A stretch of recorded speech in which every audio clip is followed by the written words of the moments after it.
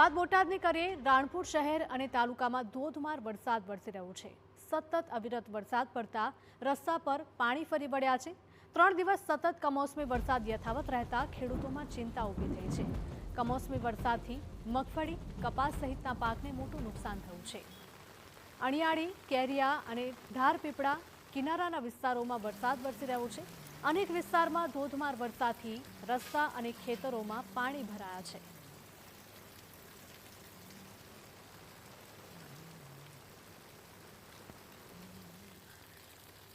સંવાદદાતા બ્રિજેશ જોડાયા છે વધુ માહિતી સાથે। બ્રિજેશ, જણાવશો કે કમોસમી વરસાદનો માર સહન કરવાનો વારો હવે ખેડૂતોને આવ્યો છે। શું વધારે અપડેટ?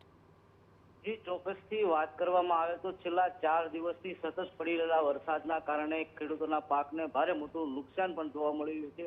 ત્યારે આજે વહેલી સવારથી જ બોટાદ અને બોટાદના તાલુકાઓમાં સતત વરસાદ પડી રહ્યો છે। ત્યારે રાણપુરની વાત કરીએ તો રાણપુરના ગામડાઓ જે છે તેમાં પણ ધોધમાર વહેલા સવારથી જ વાદળછાયું વાતાવરણ અને વરસાદ પડી રહ્યો છે। ત્યારે બોટાદના અનેક વિસ્તારોમાં વરસાદ ધોધમાર પડી રહ્યો છે। ગઢડાની વાત કરીએ તો ગઢડા તાલુકાના પણ વરસાદ હાલ જોવા મળી રહ્યો છે। ત્યારે બરવાળામાં પણ ધોધમાર વરસાદ પડી રહ્યો છે। આ વરસાદ એક ખેડૂતોનો આફત લાવ્યો હોય તેવું વાતાવરણ જોવા મળી રહ્યું છે અને ખેડૂતો સતત ચિંતામાં જોવા મળી રહ્યા છે। કારણ કે આ વરસાદ જ્યારે મોઢામાં કોળીઓ લેવાનો સમય હતો ત્યાં સમયે આ વરસાદ કમોસમી વરસાદના કારણે ખેડૂતો જગતનો તાત છે એ ચિંતામાં વધારે જોવા મળી રહ્યો છે અને આ વરસાદ છે એ ખેડૂતોને આફત લાવી હોય તેવું દ્રશ્ય જોવા મળી રહ્યા છે। જી બિલકુલ, માહિતી બદલ આપનો આભાર।